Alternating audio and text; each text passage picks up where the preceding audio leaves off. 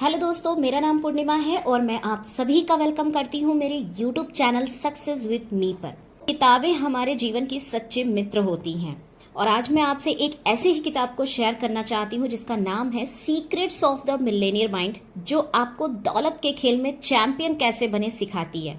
New York times, wall street journal और USA today best seller रह चुकी है ये बुक और इसके ऑथर हैं मिस्टर टी हार्व एकर, जिन्होंने न केवल खुद को शून्य से शिखर तक पहुंचाया बल्कि अपने विभिन्न प्रकार के सेमिनारों के माध्यम से हजारों लाखों विद्यार्थियों को भी शून्य से शिखर तक पहुंचने में उनकी मदद की।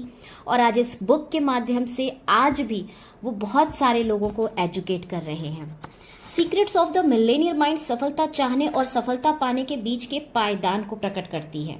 ऑथर कहते हैं, क्या आपको कभी इस बात पर हैरानी हुई है कि कुछ लोग आसानी से अमीर क्यों बन जाते हैं जबकि बाकी लोग जिंदगी भर आर्थिक मुश्किलों में फंसे रहते हैं?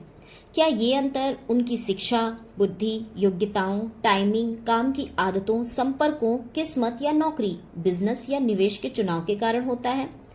ऑथर का सदमे भरा जवाब है, इसमें से किसी कारण नहीं। अपनी जबरदस्त पुस्तक secrets of the Millionaire mind में टी हार्व एकर ये दावा करते हैं कि 5 मिनट में मैं बता सकता हूं कि भविष्य में आपके पास कितनी दौलत होगी। एकर आपके धन और सफलता के ब्लूप्रिंट को पहचान कर ये काम करते हैं। हम सभी के अवचेतन मन में धन का व्यक्तिगत ब्लूप्रिंट होता है और हमारे वित्तीय जीवन पर सबसे ज्यादा प्रभाव इसी का पड़ता है। आप मार्केटिंग, सेल्स, सौदेबाजी, शेयर बाजार, रियल एस्टेट और वित्त की दुनिया के बारे में चाहे सब कुछ जानते हो, लेकिन अगर आपका धन का ब्लूप्रिंट सफलता के उच्च स्तर के लिए निर्धारित नहीं है तो आपके पास कभी भी ज्यादा पैसा नहीं रहेगा और अगर किसी कारण रहा भी तो शायद आप उसे जल्दी ही गंवा देंगे। अच्छी खबर यह है कि अब आप स्वाभाविक और सहज सफलता उत्पन्न करने के लिए अपने धन के ब्लूप्रिंट को दोबारा निर्धारित कर सकते हैं। आज मैं आप लोगों से चैप्टर नंबर 5 पर बात करूंगी। वैसे तो इस बुक में 17 सक्सेसफुल चैप्टर्स दिए हुए हैं, बहुत ही शानदार चैप्टर्स हैं और मैं आपसे बात कर रही हूँ चैप्टर नंबर 5, जिसमें ऑथर कहते हैं अमीर लोग अवसरों पर ध्यान केंद्रित करते हैं और गरीब लोग बाधाओं पर ध्यान केंद्रित करते हैं। अमीर लोग अवसरों को देखते हैं, गरीब लोग बाधाओं को देखते हैं। अमीर लोग विकास की संभावनाएं देखते हैं, गरीब लोग हानि की आशंकाएं देखते हैं। अमीर लोग पुरस्कारों पर ध्यान केंद्रित करते हैं, गरीब लोग जोखिमों पर ध्यान केंद्रित करते हैं। ऑथर का यहाँ पर मतलब अमीर और गरीब से नहीं बल्कि अमीर माइंडसेट और गरीब माइंडसेट से है। ऑथर कहते हैं मामला युगों पुराने सवाल का है, ग्लास आधा खाली है या आधा भरा है। लेकिन यहाँ हम सकारात्मक चिंतन की बात नहीं कर रहे हैं, हम तो दुनिया को देखने के आपके आदतन दृष्टिकोण की बात कर रहे हैं। गरीब लोग डर के आधार पर विकल्प चुनते हैं। उनका दिमाग लगातार ये खोजता है कि किसी स्थिति में क्या गलत है या क्या गलत हो सकता है। उनकी मूलभूत मानसिकता होती है, अगर ये काम नहीं करेगा तो क्या होगा, या अक्सर ये काम नहीं करेगा। मध्य वर्गीय लोग थोड़ा ज्यादा आशावादी होते हैं। उनकी मानसिकता होती है, मुझे उम्मीद है कि ये काम करेगा। और जैसा कि हम पहले भी कह चुके हैं, अमीर लोग अपने जीवन में मिलने वाले परिणामों की जिम्मेदारी लेते हैं और इस मानसिकता से काम करते हैं, ये काम करेगा क्योंकि मैं इससे काम करवाऊंगा।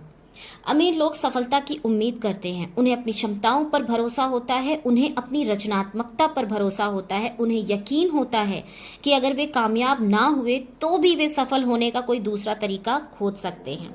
हालांकि गरीब लोग दावा करते हैं कि वे अवसर के लिए तैयारी कर रहे हैं, लेकिन आमतौर पर यह टाल मटोल करने का बहाना होता है। वे बुरी तरह घबराए होते हैं। वे हफ्तों, महीनों और यहाँ तक कि बरसों तक हाँ करते रहते हैं और आमतौर पर तब तक अवसर हाथ से निकल जाता है। अक्सर वे अपनी स्थिति को तर्कसंगत बनाने के लिए कहते हैं, मैं तो तैयारी कर रहा था। निश्चित रूप से ऐसा ही था, लेकिन जब वे तैयारी कर रहे थे तब तक अमीर आदमी अंदर गया, बाहर निकला और इस दौरान उसने ढेर सारी दौलत कमा ली। मैं जानता हूँ कि मैं आगे जो कहने वाला हूँ वो आपको थोड़ा अजीब लग सकता है क्योंकि मैं स्वयं की जिम्मेदारी पर बहुत जोर देता हूँ। बहरहाल मेरा मानना है कि अमीर बनने या किसी भी चीज में सफल होने में किस्मत का भी हाथ होता है। बिजनेस में आपने कितनी बार उस व्यक्ति के बारे में सुना है जिसने बाहरी इलाके का कोई प्लॉट खरीदा और 10 साल बाद किसी बड़े कॉरपोरेशन ने वहां पर शॉपिंग सेंटर या ऑफिस बिल्डिंग बनाने का फैसला किया। परिणाम ये हुआ कि वह निवेशक एकाएक अमीर बन गया। तो अब आप बताएं कि यह उसका बुद्धिमत्तापूर्ण व्यावसायिक निर्णय था या खुशकिस्मती थी। मेरा अंदाजा है कि कुछ हद तक दोनों का ही हाथ था।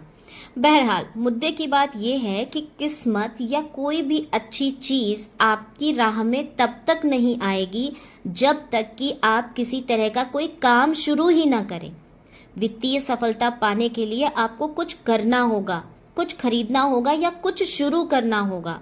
और जब आप ऐसा करते हैं तो क्या ये किस्मत है या ब्रह्मांड है या उच्चतर शक्ति है जो चमत्कारिक तरीके से आपकी मदद करती है, क्योंकि आपने वो काम करने का साहस और समर्पण दिखाया। मुझे लगता है कि ऐसा किस वजह से हो सकता है ये ज़्यादा महत्वपूर्ण नहीं है। महत्वपूर्ण बात तो ये है कि ऐसा होता है। दूसरा प्रमुख सिद्धांत जिसे यहाँ पर बताना उचित होगा ये है कि अमीर लोग उन चीज़ों पर ध्यान केंद्रित करते हैं जिन्हें वे चाहते हैं, जबकि गरीब लोग उन चीज़ों पर ध्यान केंद्रित करते हैं जिन्हें वे नहीं चाहते हैं। एक बार फिर ब्रह्मांड का नियम कहता है, आप जिस चीज़ पर ध्यान केंद्रित करते हैं वही बढ़ती है। क्योंकि अमीर लोग हर समय अवसरों पर ध्यान केंद्रित करते हैं, इसलिए उन्हें ढेर सारे अवसर मिलते जाते हैं। उनकी सबसे बड़ी समस्या ये होती है कि उन्हें पैसे कमाने की इतनी सारी संभावनाएं दिखती हैं कि वे उन सबको नहीं संभाल पाते हैं।